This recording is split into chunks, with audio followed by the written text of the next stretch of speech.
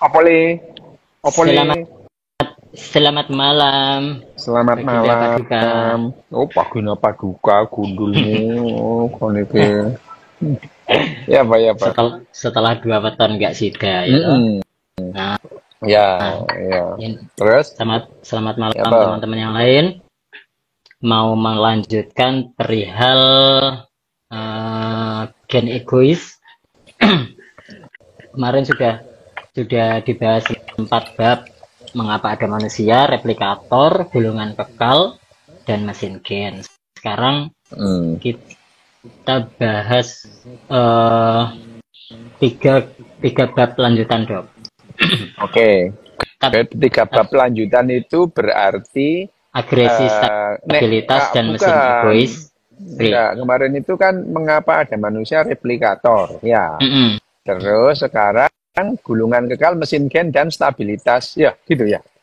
Atau Bukan, kemarin kan sudah mengapa ada manusia, menceritakan replikator, evolusi, terus replikator menceritakan replikator. soal asal mula, terus gulungan kekal menceritakan soal fungsi DNA. Yes.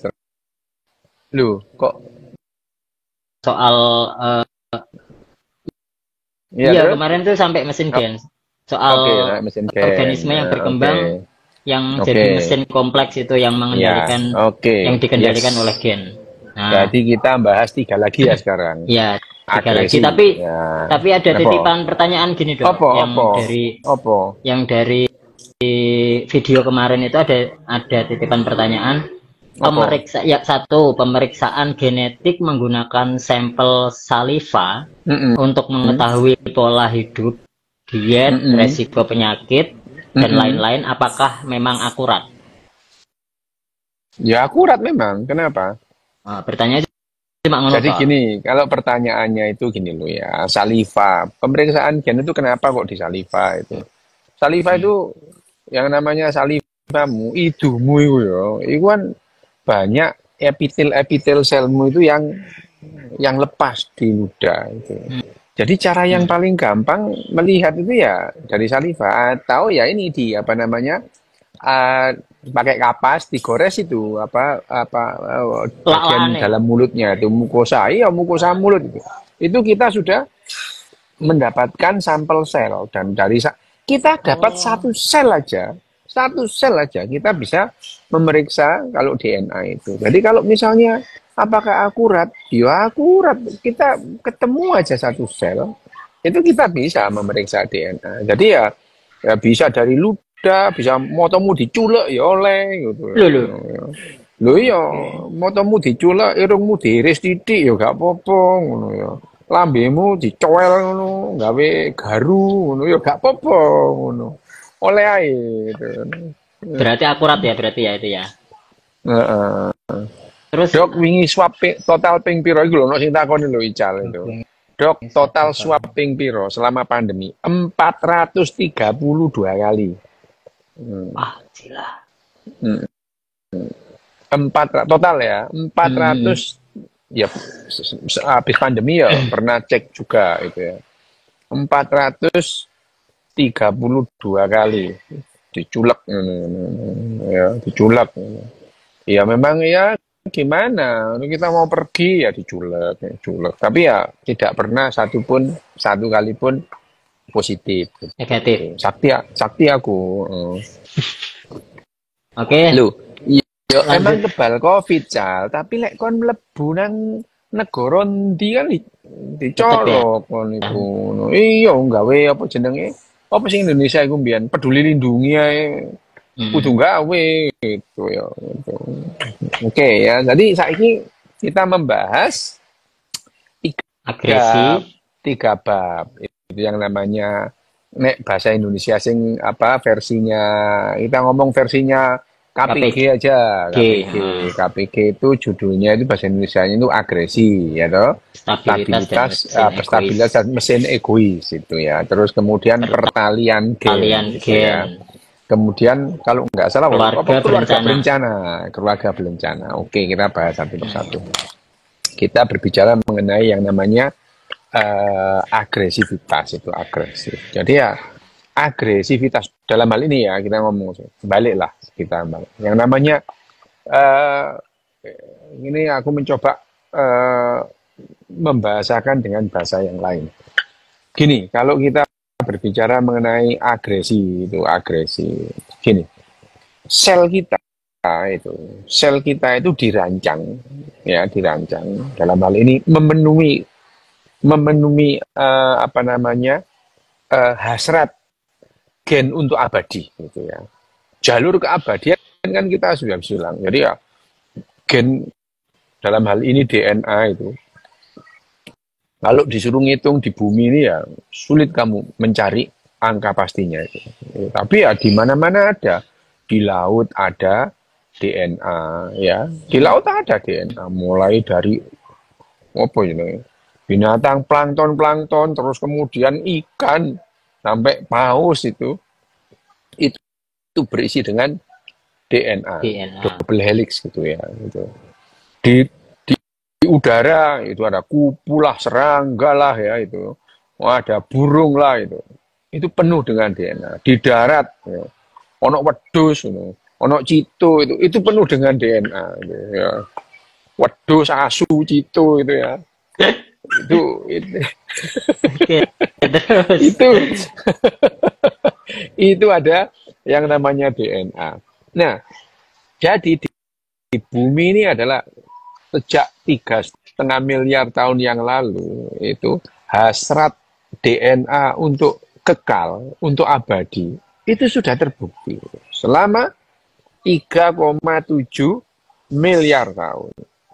Dari apa? Ya kemarin kita bilang dari replikasi. Terus kemudian akhirnya misalnya kita menemukan cara untuk memperbesar variasi tanpa adanya mutasi gitu ya. Jadi setiap kali sel kita membelah itu selalu ada mutasi.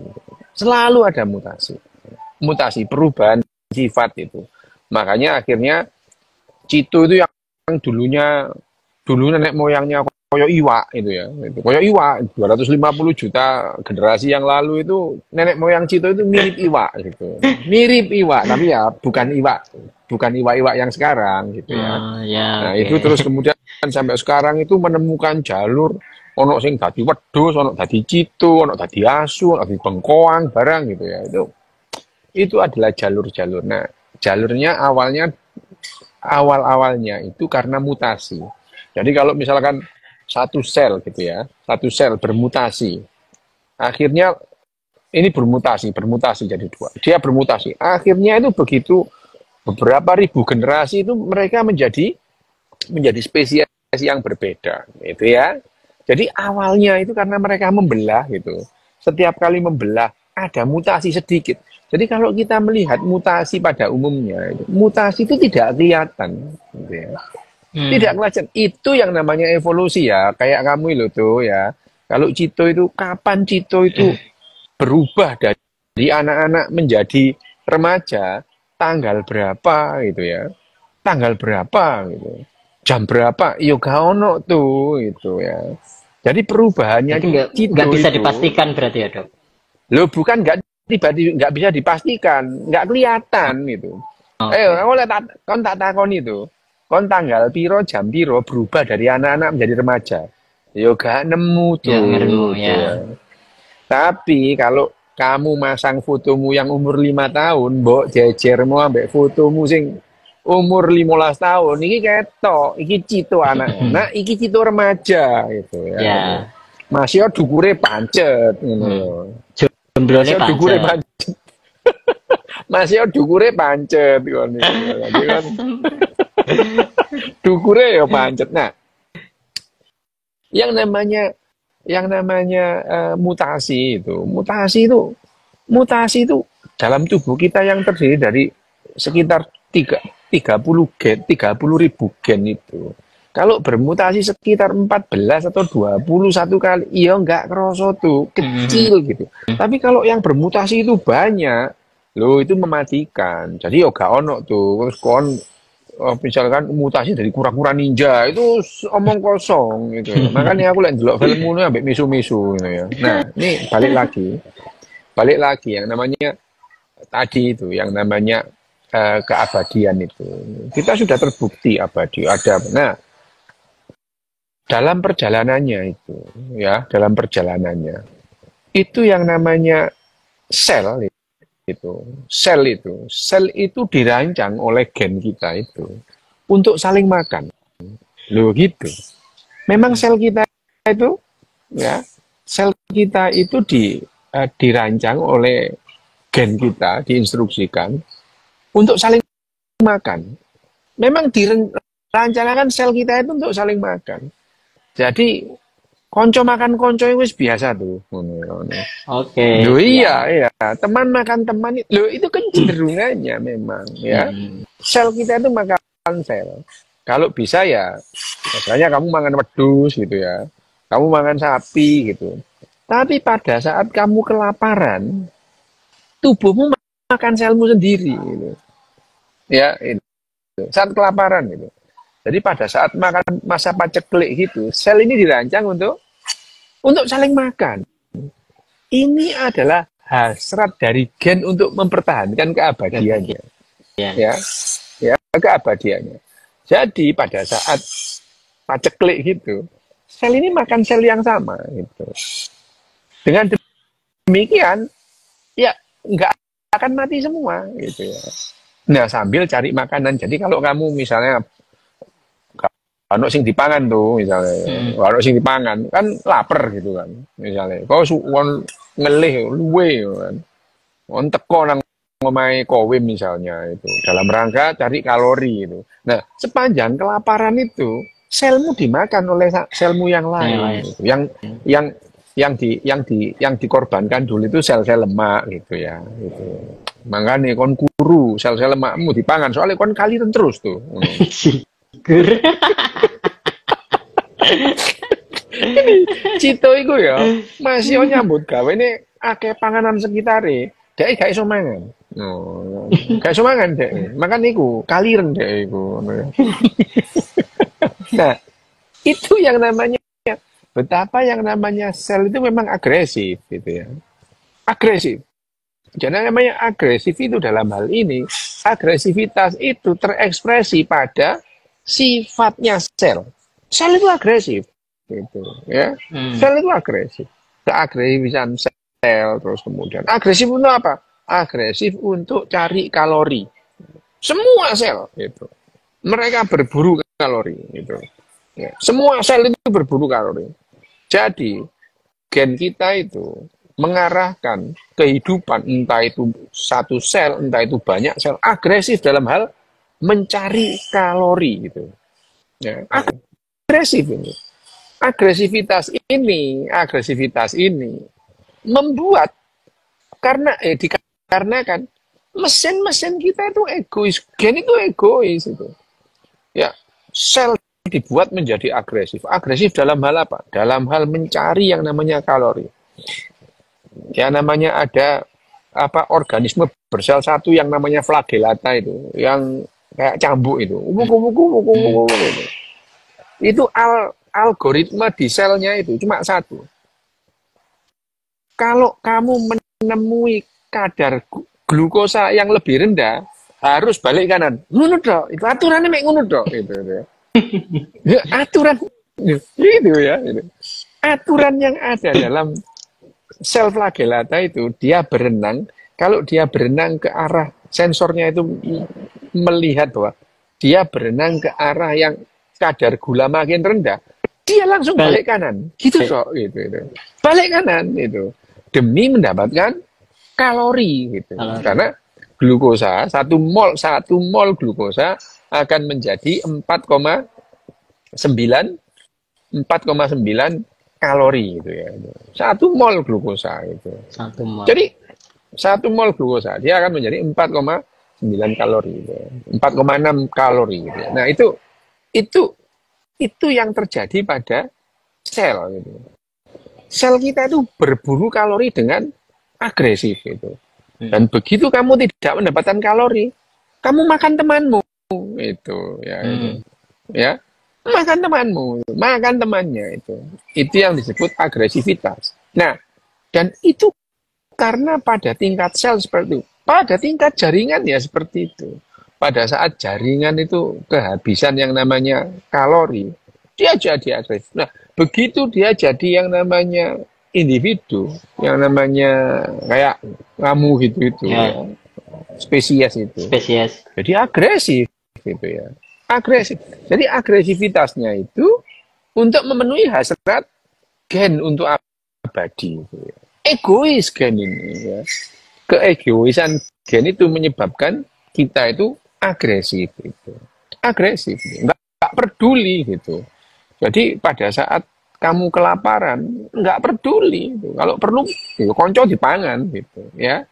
Hanya saja dalam perjalanannya manusia ya. Dan manusia itu terus kemudian gennya itu tetap mengarahkan. Misalnya manusia itu kenal empati gitu. Padahal empati itu juga keegoisan gen yang terselubung ya. Terselubung. Yang sekali lagi, yang egois itu gennya gitu. Gennya. Gen itu keegoisan gen itu tidak peduli sama yang namanya spesies. Dia nggak peduli gitu. Dia nggak peduli. Yang penting spesies itu bisa melanggengkan ini gitu. Lah kan ada manusia yang misalnya manusia yang altruis gitu ya, yang rela berkorban untuk orang lain. Tapi yang namanya manusia-manusia yang altruis yang mau berkorban orang-orang lain itu, mereka itu diperintah oleh orang yang egois gitu ya. Egois itu. Raja, ayo kita perang. Raja ini melok perang enggak tuh, nang omah. Kelon mbek bojoe, mangan enak ya gitu. Iya. Wong perang gitu. Wong perang. Ya, perang salib misalkan. Paus Urban III itu bilang, kita perang melawan orang-orang Arab. Perang. Ya, mbok kira Paus melok perang? Ya enggak gitu. Ya gitu.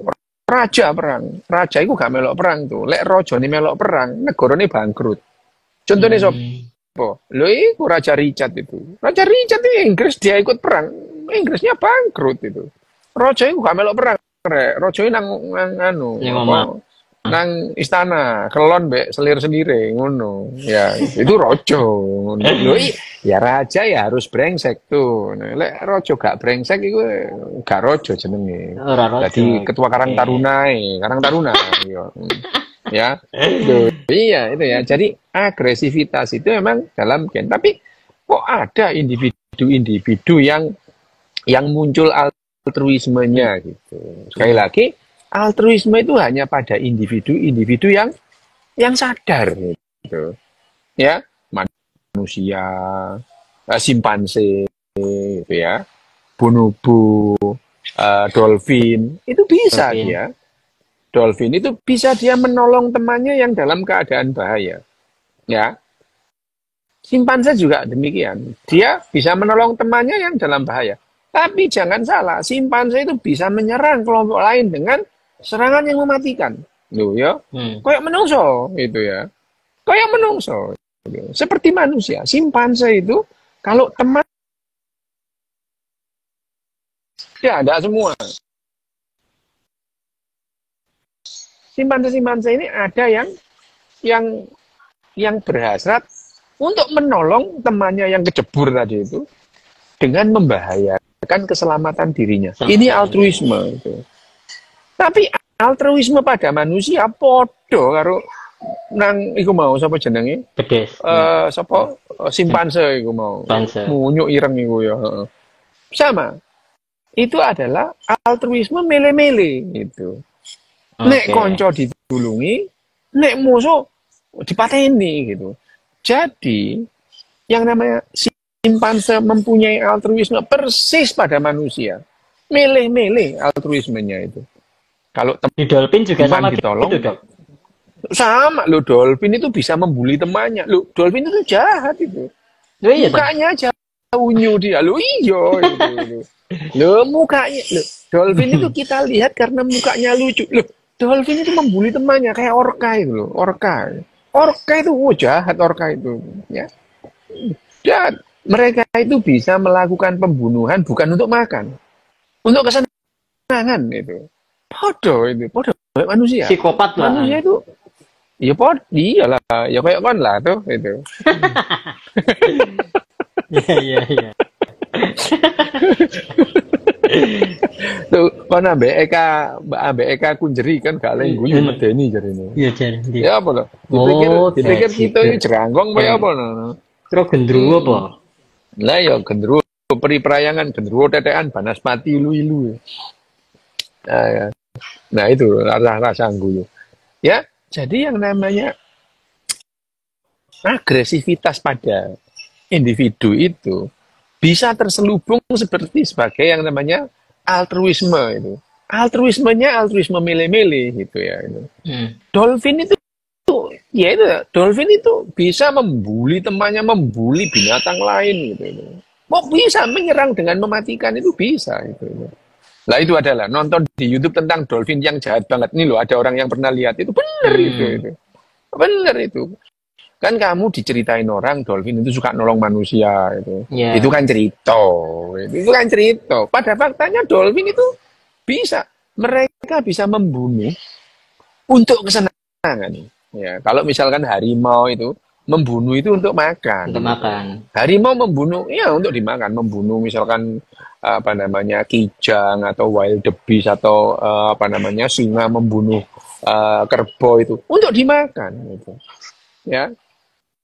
Tapi kalau yang namanya binatang yang sadar ini, misalnya tadi simpanse itu bisa menyerang kelompok lain sama-sama simpanse dengan serangan yang mematikan. Tidak untuk dimakan gitu. Serangan mematikan gitu. Meskipun simpanse juga punya yang namanya altruisme. Gitu. Kalau ada temannya ditolong. Nah, apakah ini diarahkan oleh gen? Iya itu. Gennya egois itu. Gennya egois itu. Gennya egois. Dia membuat ya otaknya itu akhirnya otak kita itu bervariasi. Ada otak yang altruis, ada otak yang egois gitu ya. Ya, yang egois memperalat orang-orang yang altruis. Tuh, bayangin aja. Nek wong iki gak ono sing altruis, gak ono sing gelem perang tuh, gitu. Ya. Nah, yang gelem perang itu cuma diiming-imingi kontak kayak bintang jasa. Lu gelem tuh berangkat matek kabeh gitu ya. Duh, tapi orang yang rela mati ini gitu. Rela mati itu mendukung orang-orang yang itu tidak mau mati itu gitu. Yeah, yeah. Oh, akhirnya berkembang gitu ya. Ya jadi. Nah, itu adalah yang namanya tetap agresif itu ya. Agresivitasnya itu adalah mesin dari gen yang egois. Nah, itu tadi ya disebutkan di bab ini ya. Di bab ini ngomong lain ya macam-macam tapi sama seperti tadi. Yang namanya egoisnya gen itu menciptakan agresivitas pada semua kehidupan. Kehidupan memang agresif itu. Agresif dalam hal apa? Agresif dalam hal mencari kalori. Tumbuh-tumbuhan itu agresif tuh, gitu. Oh, yang namanya akarnya itu kalau perlu sampai dalam gitu ya. Agresif. Dia misalnya kalau kamu lihat bunga matahari itu selalu menghadap ke matahari. Dalam rangka mendapatkan kalori sebanyak-banyaknya. Loh, itu ya. Itu ini adalah agresif. Jadi yang namanya agresivitas itu adalah bagian dari ego. Nah, empati. Nah, ini kebetulan aku jadi tanya itu. Yang namanya ego-egoan itu enggak ono saja nih gitu ya. Ego gitu, enggak ada. Itu ego, super ego yang diomong sama Sigmund Freud itu ngarang deh gitu ya. Ndi ono sing wong ngamuk maneh lek tak ngomongno filsuf ngarang, encene ngarang kok. Lu memang ngarang gitu ya. Lu memang ngarang gitu. Hanya saja itu spektrum gitu ya, enggak ada. Tapi yang namanya gen dalam hal ini, gen itu egois itu. Individu itu dirancang oleh gen, diseleksi oleh alam, ya, gitu. Individu itu muncul itu dirancang oleh gen dan diseleksi oleh alam. Yang tidak cocok dengan alam ya punah gitu saja gitu ya. Sama. Seleksi paling tinggi itu alam, Dok. Ya alam memang alam. Dan jangan lupa kamu adalah bagian dari alam. Ya. Loh gitu tuh. Jadi kamu bagian dari alam yang menyeleksi kehidupan gitu ya. Misalnya, iya orang cedek-cedek kau ini so girap-girap, itu seleksi alam tuh, gitu. Ya, Oke. seleksi alam. Jadi Cito itu bagian dari seleksi alam. Orang lek cedek-cedek Cito girap-girap, lek gak girap-girap gampang mati. Lo ngono ya itu. Jadi orang lek cedek-cedek Cito gak girap-girap itu gampang mati. Ya. Misalnya gitu ya. Jadi jangan lupa bahwa kita ini adalah bagian dari alam gitu. Jadi kita adalah bagian dari seleksi alam. Contohnya yang gampang adalah anjing. Anjing itu berevolusi karena diseleksi oleh kon yang menyeleksi. Manusia yang menyeleksi anjing itu ya. Jadi evolusi anjing itu diseleksi oleh manusia. Jadi seleksi alam di sini yang menjadi agen utamanya untuk evolusi anjing itu manusia. Gitu. Anjing itu kira-kira sekitar 15 sampai 20 ribu tahun yang lalu itu serigala tuh itu. Anjing itu serigala. Terus kemudian anjing yang serigala yang agak sabar gitu, yang agak jinak itu mendekati manusia gitu ya. Karena manusia itu nyampah gitu ya. Nyampah. Jadi serigala-serigala itu makan sisa-sisa makan manusia. Dari sana. Nah, serigala yang lebih jinak itu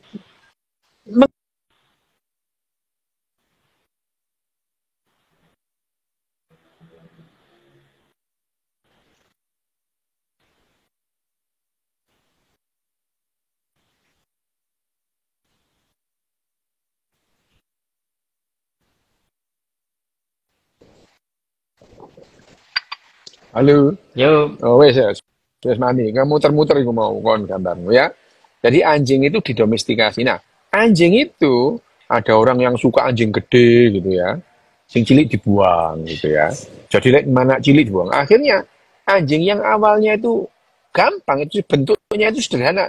Serigala itu ono sing dadi herder gitu. Ono sing dadi malamut gede gitu. Ono sing dadi pudel gitu. Yang nyeleksi siapa tuh? Manusia. Gitu. Jadi jangan lupa, jadi manusia itu adalah bagian dari alam. Loh, gitu ya. Manusia itu bagian dari alam. Dia bisa menyeleksi. Jadi seleksi alam. Jadi anjing itu adalah contohnya bahwa manusia itu yang menyeleksi itu. Ya. Jadi seleksi alam itu dilakukan oleh manusia untuk anjing gitu. Nah, alam lain misalkan cewek itu menyeleksi model laki-laki gitu. Nek sing elek koyo kon gak payu misale ngono gitu ya, misale gitu ya. Itu seleksi. Iku seleksi alam. Ajae burek-burek iku gak ditompo gitu. Jadi tambah suwe tambah ganteng-ganteng gitu. Contohnya ya iku wong-wong apa jenenge? Wong-wong Korea iku lho ya. Kan karena seleksi mukanya dioperasi kabeh gitu ya. Nah itu ya itu adalah salah satu contoh bahwa yang namanya seleksi alam itu bekerja gitu ya. Seleksi alam itu bekerja. Nah, agennya bisa siapa saja gitu. Agennya itu bisa siapa saja. Bahwa yang namanya padi dan gandum itu menyeleksi manusia gitu. Menyeleksi manusia gitu. Jadi manusia yang punya kepedulian sama gandum dan sama sama padi itu yang bertahan gitu. Sebetulnya manusia itu budaknya padi dan budaknya gandum gitu. Ya, manusia didomestikasi oleh gandum dan padi gitu. Manusia itu dulunya berkeliaran itu. Setelah kenal gandum, mereka menetap. Didomestikasi. Domus itu artinya rumah, ya. Jadi manusia itu jadi budaknya gandum dan padi itu. Kalau gandumnya kurang air diairi, gitu ya, gitu.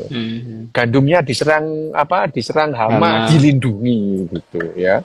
Dilindungi, gitu ya. Itu adalah bagaimana agresivitas dalam hal ini agresivitas padi. Padi itu bangsa rumput-rumputan tuh, gramine, gitu. Podo ambek suket teki, podo ambek apa jenenge suket alang-alang sama gitu. Alang-alang. Tapi sekarang itu karena keagresivitasan si padi itu ya mampu menyihir manusia itu, mengarahkan manusia sampai manusia itu membuat itu ya. Oh, hasrat padi untuk labanya itu sampai manusia akhirnya yang budaknya itu membuat IR36, IRVUTW, varietas unggul tahan wereng, lu bayangin aja itu. Ya.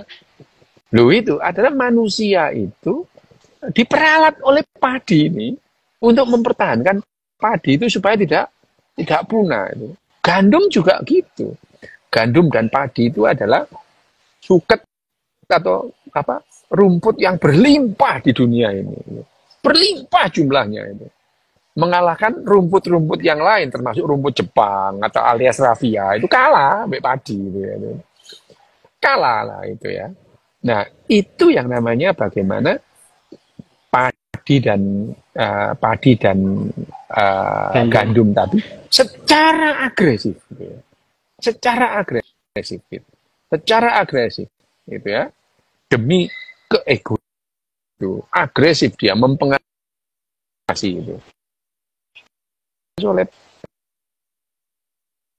so belagraan mana belagraan dindi begitu kenal padi ya itu langsung kutuk nang omah gitu ya. Oh, nang omah ngono.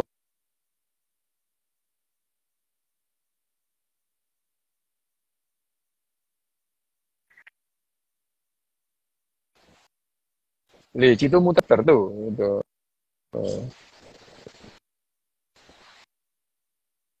Tuh tuh tuh oh niku gambarmu munyer-munyer ya. Cito hilang ya. Apa itu?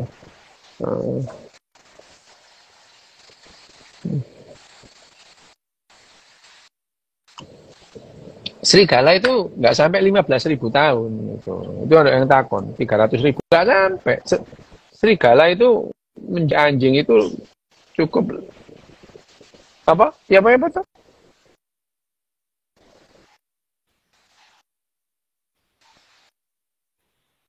Tuh, sinyalnya hilang.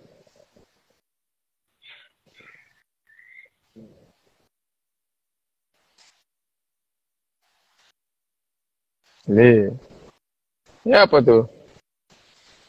Wes surung. Halo.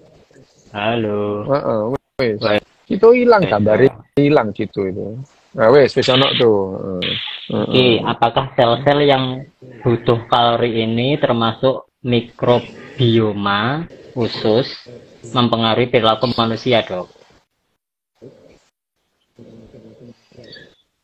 Ya perilaku kita nih sekali lagi ya ini dalam tubuhnya Cito itu lebih banyak sel lain ketimbang selnya Cito gitu. Satu selnya Cito ditemani oleh 20 bakteri gitu. Apakah yang namanya bakteri-bakteri itu memberikan perilaku yang berbeda? Lo iya itu. Kamu cenderung memilih makanan-makanan tertentu itu karena di dalam tubuh kita itu ada makanan-makanan yang gampang dicerna dengan bantuan bakteri-bakteri lain. Jadi perilaku makan kita itu disebabkan oleh mikroba atau bakteri yang ada dalam tubuh kita ini. Benar itu bahwa yang namanya sel lain itu bisa sel lain mikroba itu mempengaruhi perilaku kita. Tapi perilaku kita ya duduk terus kemudian kon ono bakteri terus kon jadi ramah gitu ya nggak ngono cara ini yo tapi perilakumu caramu makan itu dipengaruhi oleh komposisi bakteri dalam tubuh kita. Misalnya tubuh kita di dalam sel dalam usus besar kita itu ada yang namanya Escherichia coli gitu ya. Nah Escherichia coli ini itu membantu pencernaan kita. Kalau nggak ada itu kita juga pencernaan kita nggak bagus gitu.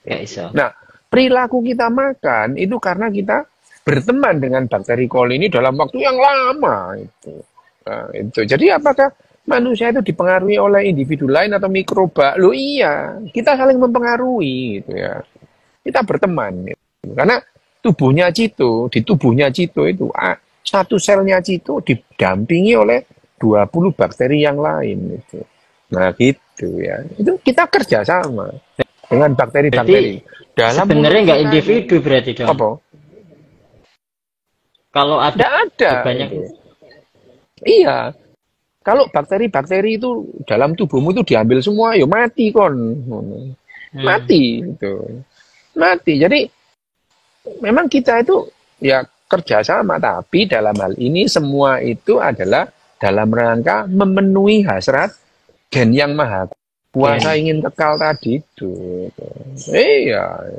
Jadi yang namanya ini apa namanya jalur-jalur untuk kekekalan atau keabadian gen itu, wah sudah tidak terbendung gitu ya. Sekarang itu, wah ada miliaran spesies gitu ya. Wah tidak terbendung itu. Manusia punah nanti nggawe maneh itu apa spesies yang lain. Nah gitu ya. Spesies satu punah muncul spesies yang lain gitu.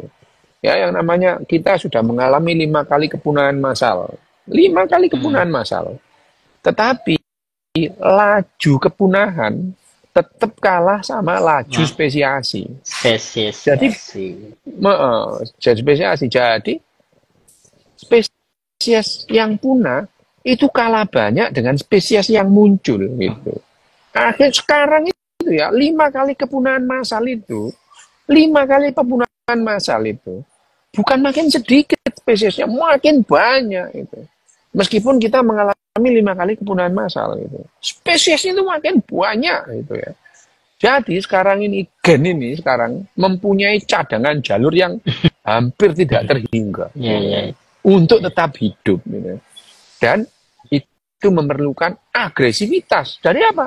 Dari sel, dari individu gitu ya. Jadi agresivitas kita dalam mencari kalori untuk menurunkan entropi, ya itu ya, untuk menurunkan entropi, itu adalah didrive oleh gen gitu. Nah, pada akhirnya manusia ini memang unik ya. Uniknya adalah manusia itu akhirnya kita bisa berontak itu. Kita bisa berontak, makar terhadap gen itu. Ya. Kita menggugat gen yang maha kuasa itu. Gen kita oratarit ya. Kita edit gitu ya. Bisa gitu. Ya. Tapi ini pun kemampuan manusia seperti ini pun jangan lupa ini adalah siasat gen gitu ya. Untuk mempertahankan atau untuk menjaga jalur-jalur keabadiannya. Misalnya ini, kamu diedit gennya Cito untuk tetap hidup. Lah, sing untung yo gen mana gitu ya. Ya, ini ada gennya Cito yang membuat Cito gampang mati gitu ya. Diedit gitu ya. Supaya Cito nggak gampang mati. Lah, tetap aja gennya yang untung gitu ya. Ya, jadi gen ini koyok bandar dadu, kalah menang nyiri gitu ya. Ya itu. Gen ini koyok bandar dadu, kalah menang nyiri gitu ya. Ya itu. Jadi gen ini maha kuasa gitu. Maha kuasa terhadap kehidupan. Nah, kemahakuasaan gen ini yang disebut apa namanya tadi itu hasrat untuk abadi dari gen ini itu membuat individu itu agresif. Nah, keagresifan individu dalam satu spesies muncul perilaku-perilaku yang altruis itu. Tapi pada dasarnya altruisme pada satu spesies itu pada dasarnya adalah tadi itu egoisme yang terselubung tadi dari spesies itu. Spesies itu. Gennya diapa-apain gen tetap iya, gen tetap aja dia egois itu ya. Gennya tetap enggak ono gen altruis itu, enggak ada gitu. Spesies yang ada spesies yang seolah-olah altruisme itu adalah agresivitas dari spesies itu untuk berekspansi gitu. Bayangin aja manusia ini kan ada yang altruis kan? Ada. Tapi dalam sejarah manusia itu tidak pernah mengurangi makan mereka terhadap spesies lain. Tidak pernah gitu. Makin lama kita membutuhkan makanan yang lebih banyak. Agresif kita dalam mencari kalori makin hebat meskipun ya ada individu-individu yang memunculkan ngetok-ngetok no bahwa sifat altruis. Tapi pada dasarnya spesies manusia ini agresif. Gitu. Nah, agresivitas manusia ini kalau kita secara moral ya, kita boleh agresif terhadap binatang-binatang lain, tapi terhadap manusia nggak boleh gitu ya. Gitu. Jadi akhirnya kita kerjasama itu. Tetap aja gini opo carane mangan bandeng sing akeh gitu. Ada budidaya bandeng gitu ya. Gitu. Lah itu kan ya untuk hasrat manusia untuk makan bandeng gitu ya. Gitu. Ya, Pilih-pilih itu tadi ya. agresivitasmu itu. Iya, pilih-pilih gitu. Wah, ini iki sak bab 40 menit dhewe itu. Gurung takon-takon tuh. Yo, takon-takon ning kowe ning video wae. Ning komen. Yang video ya, nggak apa-apa situ. Ini. Ya, oke, kita bahas berikutnya ya. Pertalian gen. Apa tuh mau pertalian antar kan? Pertalian gen ya. Jadi kalau kita dalam tubuh kita itu ada yang namanya 30.000 gen dalam tubuh kita. Dalam sel kita itu ada 30.000 gen. Sekali lagi yang seperti kita bicarakan kemarin, gen itu adalah narasi gitu. Betul-betul narasi ya. Itu bukan perumpamaan karena yang namanya gen itu adalah cerita gitu. Ya, cerita. Gen itu adalah cerita. Cerita ini yang namanya sebetulnya instruksi gitu ya. Jadi tubuh kita itu ya, gen kita itu memberikan instruksi itu dengan narasi tadi itu ya.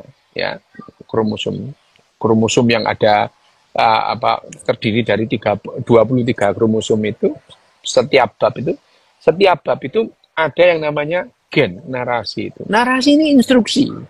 Instruksi apa? Instruksi untuk membuat protein gitu ya. Protein untuk apa? Untuk instruksi-instruksi berikutnya gitu ya. Itu adalah gen kita. Nah, pertalian antara gen itu.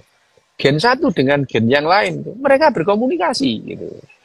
Mereka berkomunikasi gitu. Bahkan kalau kita berbicara mengenai gen itu, kromosom itu ya. Meskipun kromosom itu katakanlah kromosom nomor 1 gitu ya. Jejer gitu ya. Kromosom nomor 1 dengan nomor 1 itu. Berpasangan itu. Bukan berarti misalkan ini kromosom nomor 1 dapat dari bapak, kromosom pasangannya dapat dari ibu itu. Meskipun mereka nempel gini, itu bukan berarti mereka itu terikat atau berkomunikasi secara langsung dengan gen sebelahnya. Enggak, gitu. Lebih sering gen-gen itu berinteraksi atau berkomunikasi dengan kromosom gen-gen yang ada dalam kromosom yang lain gitu. Bulat jadinya gitu ya. Jadi meskipun misalnya kita ini dalam buku kita, kitab kita genom itu ya, itu. Kitab kita genom itu. Kitab genom kita yang terdiri dari 23 bab itu. Cerita-cerita yang satu itu yang ada dalam satu bab itu seringkali lebih sering dia berkomunikasi dengan cerita yang lain. Ya, gitu. Kayak nang Al-Qur'an lho tuh, ya. Ya, nang Al-Qur'an ini nang Surah Al-Baqarah ngono iku ya. Ono ayat-ayat. Durung mari cerita Nabi Adam cerita sapi ngono ya, gitu. Kayak gitu gitu. Ya, itu mirip-mirip seperti itu yang namanya genom kita itu. Berkomunikasi dengan gen-gen yang ada dalam kromosom yang lain. Itu yang namanya pertalian antar gen. Tapi pada dasarnya gen-gen ini bekerja sama untuk mempertahankan keabadiannya itu. Ya, gitu. Keabadiannya. Kalau ada gen-gen yang terekspresi gitu ya. Terekspresi terus kemudian membuat individunya itu gampang sakit gitu. Itu pada dasarnya kepentingan mereka juga gitu.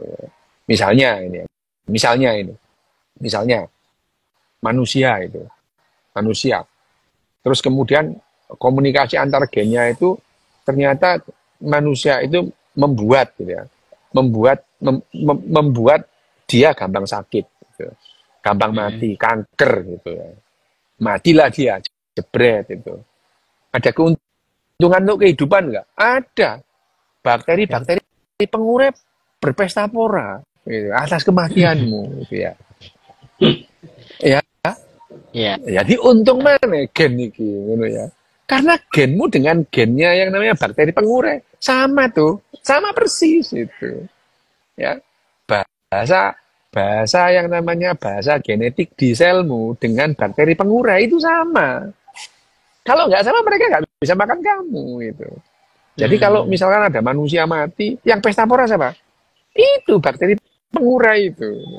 Ya, bakteri pengurai itu. Jadi alam semesta ini adalah kerjasama antar individu, gitu ya. Antar individu, antar spesies untuk melanggengkan kehidupan itu sendiri. Jadi kalau kamu melihat misalkan di gunung, di gurun Kalahari sana ya, di Padang Kalahari sana, yang namanya apa namanya wild beast datang dimakan singa, dimakan buaya, itu mereka kerjasama untuk melanggengkan kehidupan itu.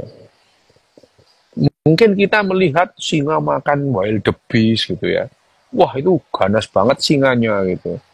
Habis gitu kekeringan, Kalahari jadi gurun. Lalu pas musim hujan dia jadi danau, muncul buaya gitu ya.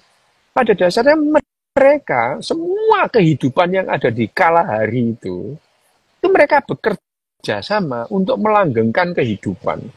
Selama jutaan tahun kehidupan di situ ada terus karena perilaku mereka itu.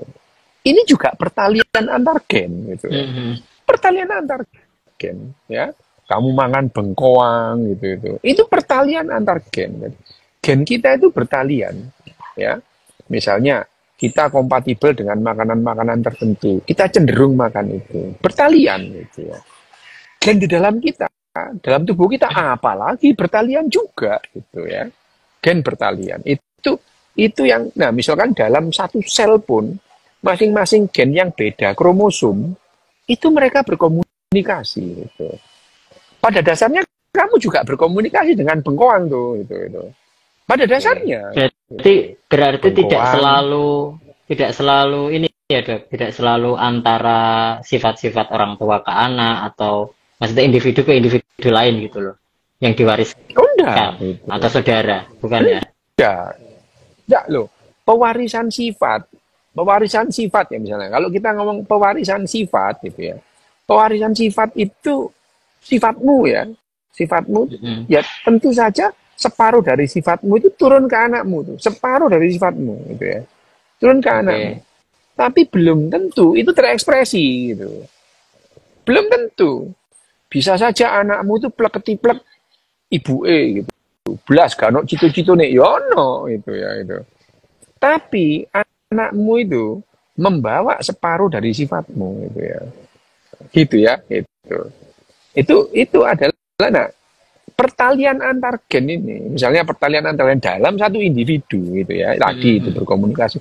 Tapi pada dasarnya gen itu membuat kamu bisa berkomunikasi dengan timun gitu.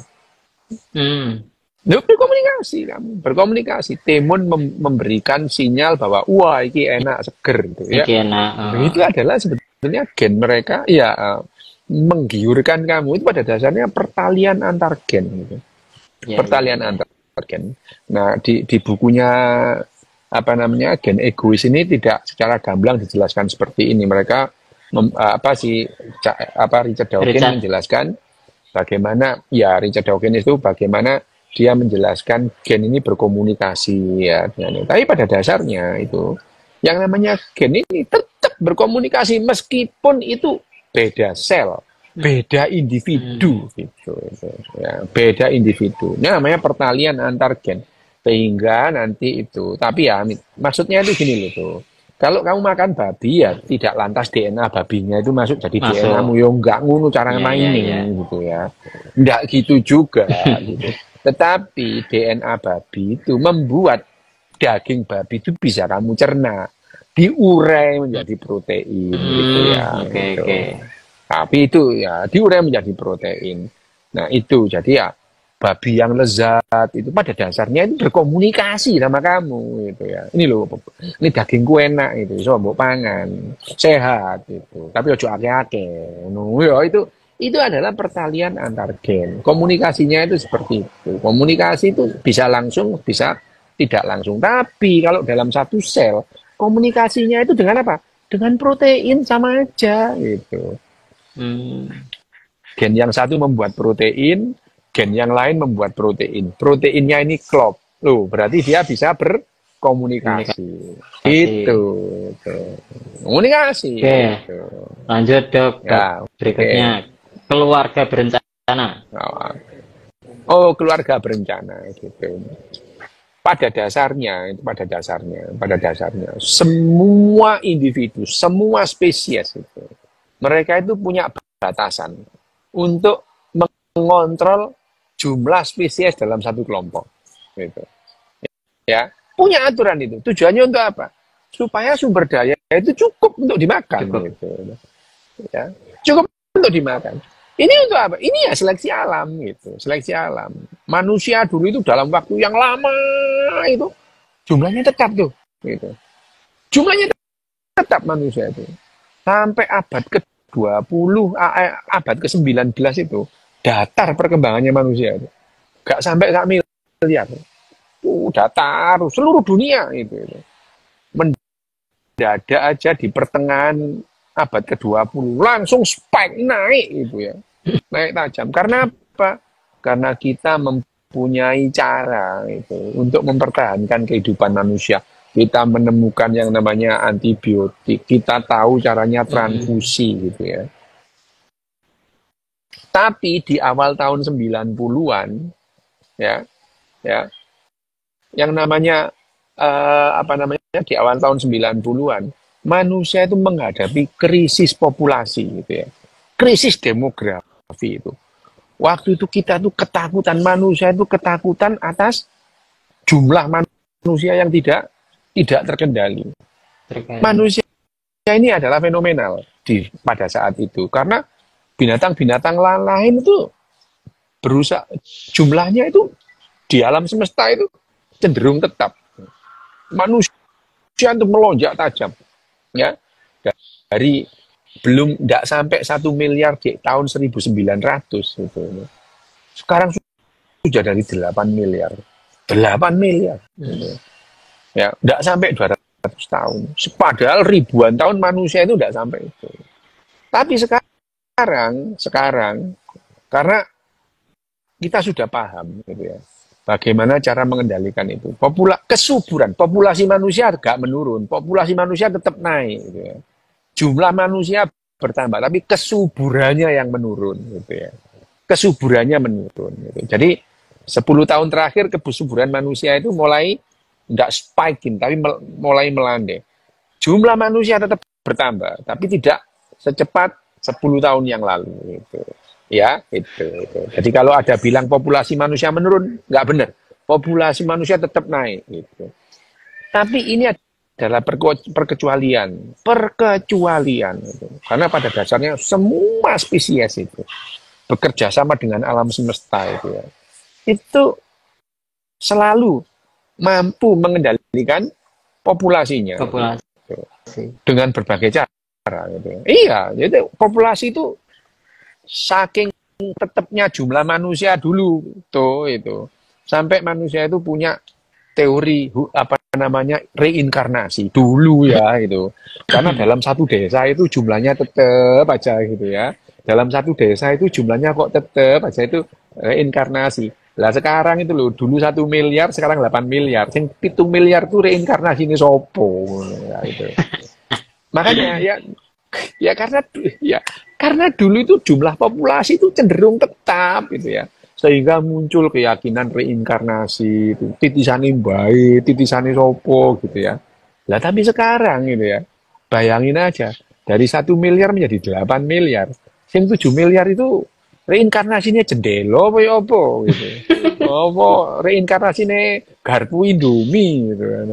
Gitu. Garpune ya itu adalah bagaimana yang namanya manusia ini perkecualian dalam 200 tahun terakhir ini. Keluarga berencana pada manusia itu hilang gitu ya. Jadi spesies-spesies yang lain itu mampu mempertahankan jumlah populasinya gitu. Manusia tidak mampu gitu. Sehingga jumlah populasinya itu meningkat tajam. Ya, tapi ya nah itu bagaimana juga manusia itu pernah apa? Itu dengan populasi yang begitu itu berdampak pada manusianya gitu enggak? Berdampak gitu. berdampak. Pak, maksudnya Berdampak. negatif atau positifnya itu? Ya, gini loh. Ya, negatif atau positif itu kan dilihat dari manusianya ya. Tapi yang namanya berdampak itu manusia mencari cara untuk memperbesar peluang sumber daya gitu ya. Tapi akhirnya manusia menemukan sehingga di akhir tahun 1980-an itu adalah masa-masa akhir manusia itu kekurangan sumber daya. Sekarang melimpah gitu. Iya, iya. Tahun 1980 di Cina itu tiap tahun ada banyak orang mati kelaparan ya. Sungai Huanghe itu banjir tiap tahun menelan ribuan korban gitu. Sekarang enggak lagi tuh gitu.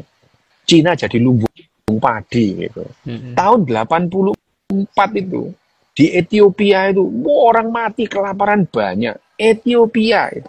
Sekarang Ethiopia lumbung padi juga gitu. Sekarang tidak ada, meskipun kita itu sekarang 8 miliar gitu ya. Tahun 1980 itu masih 4 miliar, nggak sampai 5 miliar itu. Nggak sampai 5 miliar. Tapi sekarang kita nggak mungkin kelaparan tuh. Ya, sumber cadangan makanan kita tuh berlimpah gitu. Kita menemukan cara gitu. Ya, menemukan cara. Nah, akhirnya itu yang aku bilangin tadi. Di New Delhi tahun 95 aku ikut itu. Yang namanya ada Population Summit gitu ya. Itu semua orang waktu itu peserta itu ketakutan. Ini kita itu akan menghadapi krisis demografi ini. Kita akan kekurangan sumber makan, nanti kita terjadi perang rebutan makanan. Ternyata tidak sekarang itu. Makanan berlimpah gitu ya. Jadi perkiraan manusia waktu itu salah gitu ya. Makanan kita berlimpah. Kita tidak ada orang mati kelaparan. Orang lapar banyak, ada itu nggak banyak. Tapi mati kelaparan nggak ada itu. Yang banyak mati kekenyangan sekarang itu. Puluhanmu bimbluk gina-gina sampai stroke pakai jantung gitu ya. Ya itu. Itu ya. Nah, itu ini ada lagi manusia reinkarnasi jadi sapi sakarep mula gitu ya, ono jadi suket barang gitu ya itu sakarep mula gitu ya, itu yang namanya bagaimana yang namanya gen itu demi gitu ya, demi kepentingannya dia. Gen itu punya yang namanya rencana keluarga berencana itu. Gen itu cenderung mempertahankan satu spesies dalam satu populasi itu tetap jumlahnya. Iya, iya. Tetapi manusia itu melawan itu semua. Itu. Sampai akhirnya manusia membuat yang namanya wedus berlimpah. Wedus itu berlimpah. Misalnya di mana di New Zealand itu. Ya, di New Zealand itu lebih ya peternakan tanpa rekayasa genetika. Manusia di New Zealand itu lebih banyak biri-birinya ketimbang manusianya. Sejak dulu itu. Ya, manusia itu membudidayakan biri-biri untuk diambil diambil woolnya itu. Wah, akhirnya itu juga populasi biri-biri di New Zealand itu jauh lebih banyak dari populasi manusianya itu.